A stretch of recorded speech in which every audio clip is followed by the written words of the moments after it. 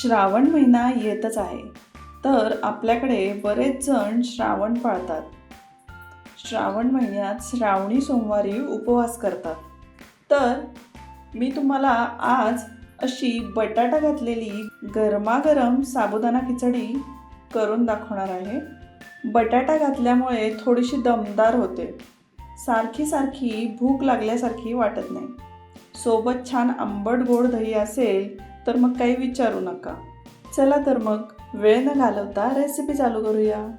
त्यासाठी हे पहा, एक पावशेर साबुदाणे 6 ते 7 तास आधी भिजत घातले होते. साबुदाणा भिजत घालण्यापूर्वी तो व्यवस्थित निवडून स्वच्छ धुवून घेतलेला आहे आणि मगच एका पातेल्यात आपण त्याला भिजत घातलेलं आहे.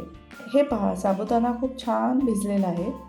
यामध्ये आपण 100 ग्रॅम भाजलेल्या शेंगदाण्याचा कूट घालू. सगळ्यात आधी शेंगदाणे मीडियम फ्लेमवर भाजून घेतले होते. थंड करून फोलपाटा काढून असा थोडा जाडसरच शेंगदाण्याचा कूट मिक्सरमधून मी वाटून घेतलेला आहे. आता यामध्ये आपण चवीनुसार मीठ घालू. 2 चिमूट साखर घालू. 3 ते 4 हिरव्या मिरच्या बारीक चिरून घेतलेल्या आहेत. मिरचीचं प्रमाण तुमच्या आवडीप्रमाणे तुम्ही कमी जास्त करा. एक बटाटा मी इथे उकडून त्याचे असे बारीक काप करून घेतलेले आहेत. चला तर मग गरमागरम खमंग साबुदाणा खिचडी बनवायला चालू करूया. गॅसवर कढई ठेवूया. कढईमध्ये 1 ते 1.5 पळी तेल घालू. मी इथं शेंगदाणे तेलाचा वापर केलेला आहे. तुम्हाला जर तुपातली साबुदाणा खिचडी आवडत असेल तर तुम्ही शेंगदाणा तेलाऐवजी 2 ते 3 चमचे साजूक तुपाचा वापर केला तरी चालेल. हे बघा, तेल आता तापत आहे. मी अशा मिरच्या मधून अशा उभ्या चिरून घेतलेल्या आहेत. या मिरच्या खिचडी खाताना वरून मीठ घालून खाऊ शकता. तुम्हाला अशी तळलेली मिरची खायला जर आवडत असेल तरच तळून घ्या.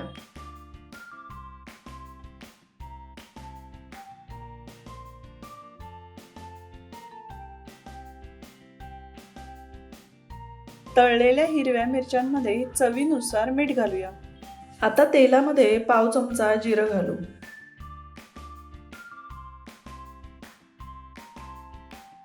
तीन ते 4 हिरव्या मिरचीचे तुकडे तेलावर परतवून घेऊया.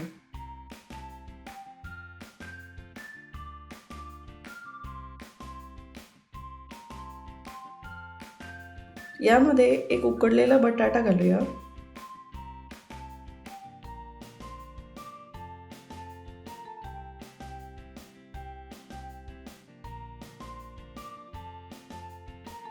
चवीनुसार मीठ घालू. बटाट्याला थोडंसं मीठ लागावं म्हणून आता आपण मीठ घालणार आहे. पण साबुदाण्यामध्ये पण आपण मीठ घातलेलं आहे, त्यामुळे चवीनुसार मीठ घालूया.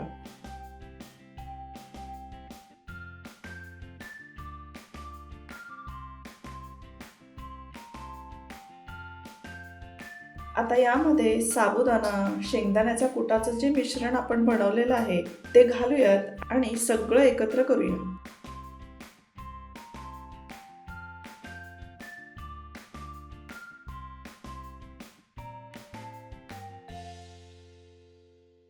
गॅसची फ्लेम आता लोवर आहे. आता झाकण बंद करून 7 ते 8 मिनिट खिचडी वाफेवर शिजवून घेऊया. मध्ये मध्ये झाकण उघडून खिचडी हलवून घेऊ, म्हणजे खाली करपणार नाही.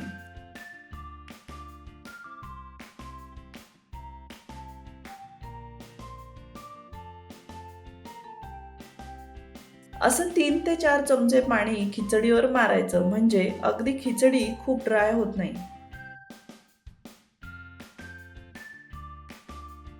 हे पहा, साबुदाणा असा ट्रान्सपरंट होईपर्यंत आपण खिचडी छान वाफवून घ्यायची.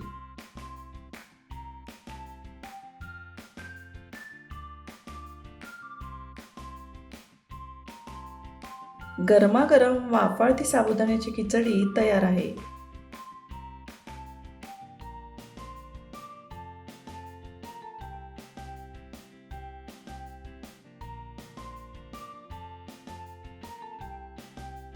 अशी करून बघा आणि खाऊन बघा, तुम्हाला नक्कीच आवडेल.